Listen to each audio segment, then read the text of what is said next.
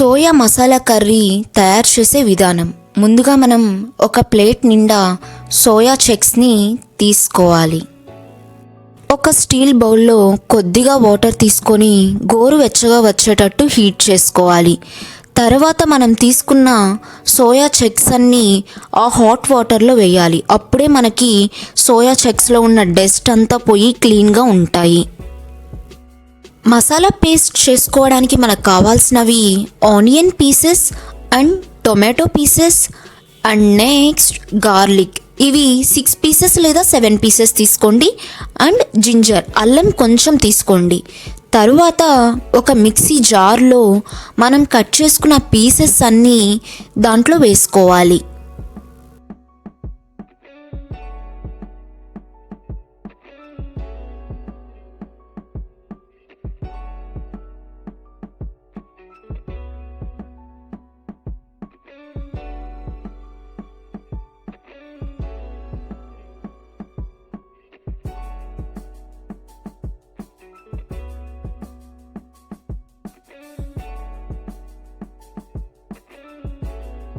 Mixie జార్లో మనం onion pieces, tomato pieces, అల్లం వెల్లుల్లి వేసుకొని గ్రైండ్ చేసుకుంటాము.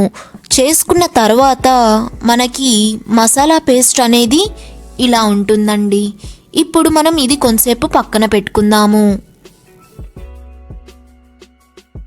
ఇందాక మనం హాట్ వాటర్లో సోయా చంక్స్ని పెట్టుకున్నాం కదూ. ఇప్పుడు వాటర్ నుండి మనం సోయా చంక్స్ని సపరేట్గా ఒక ప్లేట్లో పెట్టుకోవాలి. చూసారు కదూ, సపరేట్గా సోయా చంక్స్ని నేను పెట్టుకున్నాను. ఇప్పుడు స్టవ్ మీద ప్యాన్ పెట్టుకొని కొంచెం ఆయిల్ వేసుకొని సోయా చంక్స్ని లైట్గా ఫ్రై చేసుకోవాలి. ఇలా 2 to 3 minutes మనం లైట్గా సోయా చంక్స్ని ఫ్రై చేసుకోవాలి.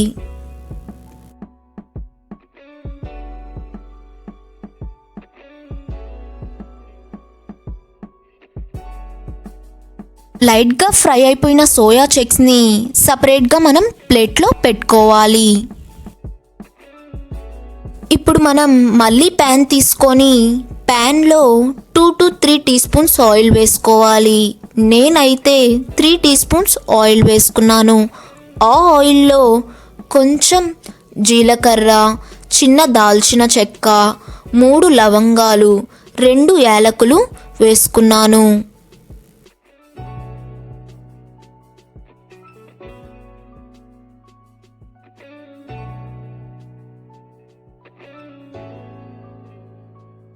ఇప్పుడు మనం దీంట్లో ఇందాక ప్రిపేర్ చేసి పక్కన పెట్టుకున్న మసాలా పేస్ట్ అంతా వేసుకోవాలి.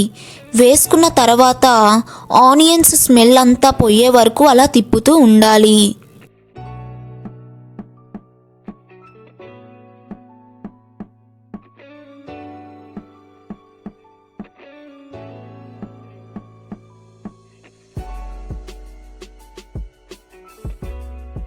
ఆయిల్ అనేది సపరేట్ అయిన తర్వాత సరిపడా సాల్ట్ వేసుకోవాలి. సాల్ట్ వేసేసుకుంటున్నాం కదూ. వేసుకున్న తర్వాత కర్రీస్లో వేసుకునే పసుపు కొంచెం వేసుకోవాలి.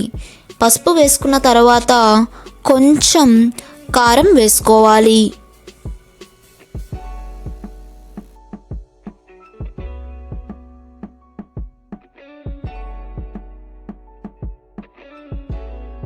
ఉప్పు, కారం, పసుపు వేసుకున్నాం కదూ.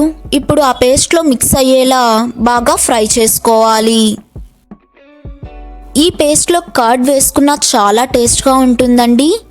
సో బాగా ఫ్రై అయిన తర్వాత మనం ఇందాక పక్కన పెట్టుకున్న సోయా చంక్స్ని పేస్ట్లో వేసుకొని సరిపడా వాటర్ పోసుకోవాలి.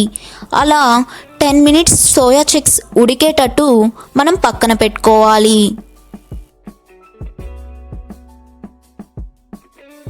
చూసారు కదూ, సోయా మసాలా కర్రీ రెడీ అయిపోయింది. ఈ కర్రీ మనం చపాతీలో, రైస్లో, పలావ్లో దేంట్లో తిన్నా చాలా టేస్టీగా ఉంటుంది. ఖచ్చితంగా ట్రై చేయాల్సిన రెసిపీ. మీరు ట్రై చేసి ఎలా వచ్చిందో నాకు కామెంట్ బాక్స్లో చెప్పండి. Thanks for watching.